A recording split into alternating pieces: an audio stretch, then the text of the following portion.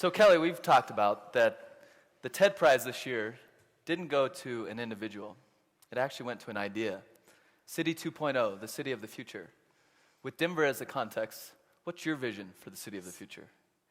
Yeah, well, first I'd say I don't think any individual gets to set the vision, but what's really happening in Denver, and this is the power of it, is you look at a room like this and you realize these young people are probably setting that course more than anybody else right now. So that vision is probably one of a healthier community than ever before, and I'll just remind you, we're the leanest in the country in terms of health. I think, yeah. And trust me, that matters when it comes to health insurance costs and being able to make sure you have a full and complete life. I think we're going to see things like a denser community. Young people are telling us you want to live closer in your cities.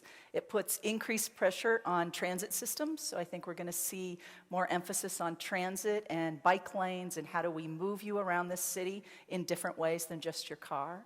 I think huge emphasis on education, and this doesn't mean everybody needs a master's degree. What this means is we know that in 6 short years, 67% of our jobs require some college education.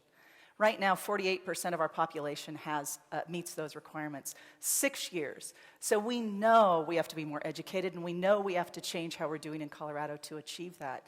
And so we're counting on all of you to not only graduate from high school, but go on to college and be able to fill those jobs. So everybody here will be graduating anywhere from 2012 to 2020 or so.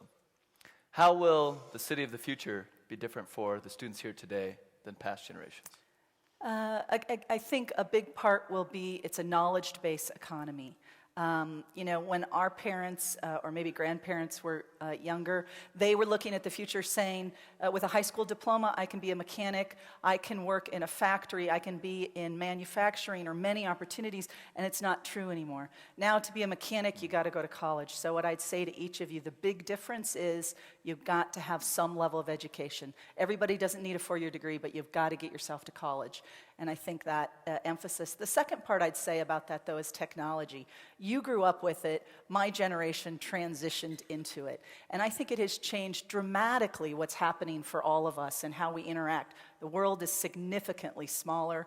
You have many fewer fears about traversing the world and bringing the world here than probably any generation prior to this. And I think that's a huge part of our future and a very exciting part.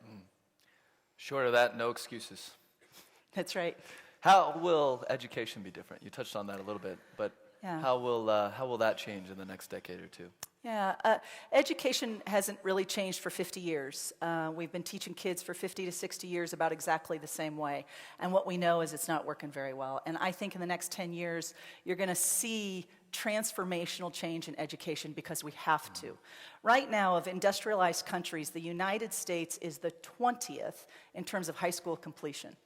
Now, many of us would still assume we're one of the most competitive countries educationally, and we know to be entrepreneurial and creative and knowledge, we have to have an educated workforce, and yet in the world, we're not very competitive. So we have to change that dynamic, and I think Colorado right now is seen as leading in terms of education reform, and I think we're going to maintain that position and prove you can transform education very quickly and change to create the future you want. Now, Kelly, you told me once that you've never had a true power lunch. If you could have lunch with anyone, who would it be? Yeah. So first I want to say you're all now sworn to secrecy that I actually said that because any governor or mayor who hears that will be like, hey, you had lunch with me. Here's what I'd distinguish, right? We frame a power lunch as kind of who's with you. And what I would say to each of you is, I think there's a difference between a power lunch and a powerful lunch.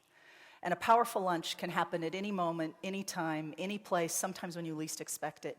And what it really requires is opening ourselves up to the learning of whoever's in front of us. And I think in our everyday lives, we get those opportunities. And so my list would be extremely long of people who I've had powerful lunches with new ideas and new hope about what we could accomplish. Those are the ones I really like. Great. So the ground rules, this is all confidential. It'll go out to the World Wide Web on video, but other than that, it's a secret. So, Kelly, last, what's a final thought or idea you'd like to share with the students here today that relates to your vision for the future? I guess what I would say to each of you is that achieving a vision for our region and our state really is dependent on how far each of you goes. And one piece of advice I got very, very young in my life, I think makes sense to share with you here. And that is, you've probably all experienced some loss, right? You wanted a job, or you tried to make the sports team, and you didn't make something you really wanted, and you felt a loss about it. You were sad and disappointed. But there's a difference between feeling a loss and feeling regret. Not going for the thing that you really want, because you're afraid you may not get it. And what I'd say to each of you is, loss, you will get over. You'll sit with your friends, you'll trash talk whoever didn't hire you, we'll make fun of the people who are doing it instead, and you will get over it and you'll move on. Regret, you didn't like what I was saying? Regret, you won't get over. So my advice is to achieve the vision of our future is, go for it. You'll get over your losses, and you will have tremendous successes. Great. Thank Thanks you for so much, having Kelly. us here. Very Thanks nice. again. Kelly Brough.